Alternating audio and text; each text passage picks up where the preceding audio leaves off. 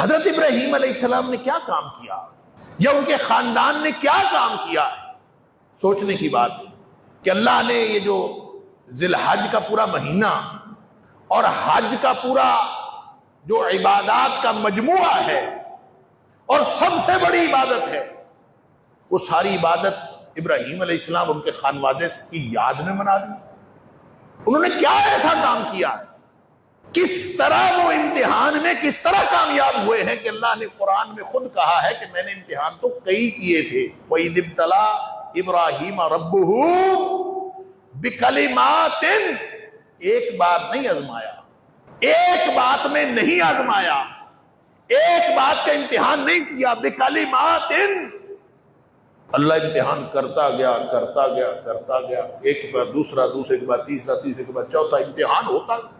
فَأَتَمَّهُنَّ، ابراہیم علیہ السلام سارے امتحانوں میں پاس ہیں۔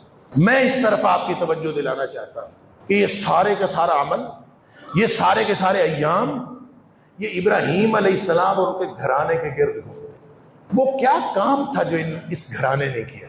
اللہ نے قرآن میں فرمایا کہ جس طرح نبی پاک صلی اللہ علیہ وسلم کی حیات طیبہ میں تمہارے لیے اسوہ حسنہ ہے، اسی طرح ابراہیم علیہ السلام اور ان کے ساتھی جو اہل ایمان ہیں ان کی زندگی میں بھی تمہارے لیے نمونہ ہے۔ تو وہ کیا بات ہے، انہوں نے کیا کیا تھا، اس پورے خانوادے نے کیا کیا ہے کہ ہم آج کوشش کریں ابراہیم علیہ السلام کی اور ان کے خانوادے کی، حضرت ہاجرہ، حضرت اسماعیل، سبحان اللہ، وہ انہوں نے بس اتنا ہی کیا تھا کہ اللہ نے جتنے امتحان لیے وہ سارے امتحانوں میں پاس ہوئے۔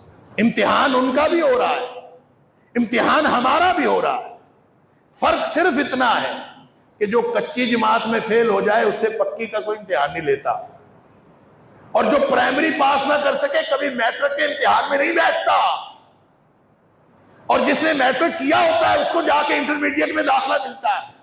اللہ کا ایک قانون ہے، جس طرح دنیا والوں نے فارمل ایجوکیشن کا ایک قانون بنایا ہے، اسی طرح اللہ کا ایک قانون ہے کہ جو پہلے امتحان میں فیل ہو جائے اس سے بڑا امتحان تو ہوتا ہی نہیں۔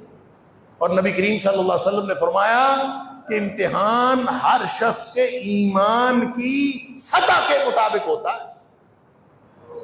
ایمان ہی کوئی نہیں ہے تو امتحان کیسا ہو؟ اللہ اکبر۔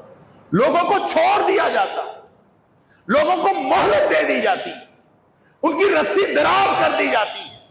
امتحان اس سے لیا جاتا ہے جو جتنا زیادہ مومن ہوتا ہے، جتنا ایمان پختہ ہوتا ہے، اللہ تعالیٰ اتنا زیادہ امتحان لیتا ہے۔ نبی پاک صلی اللہ علیہ وسلم فرماتے ہیں جتنا انبیاء کو آزمایا گیا ہے کسی کو نہیں آزمایا گیا، اور فرمایا جتنی آزمائشیں اور ابتلائیں میرے اوپر آئی ہیں محمد کریم صلی اللہ علیہ وسلم کے اوپر اتنی کسی پر نہیں۔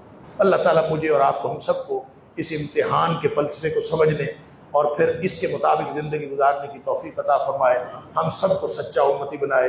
وآخر دعوانا الحمدللہ۔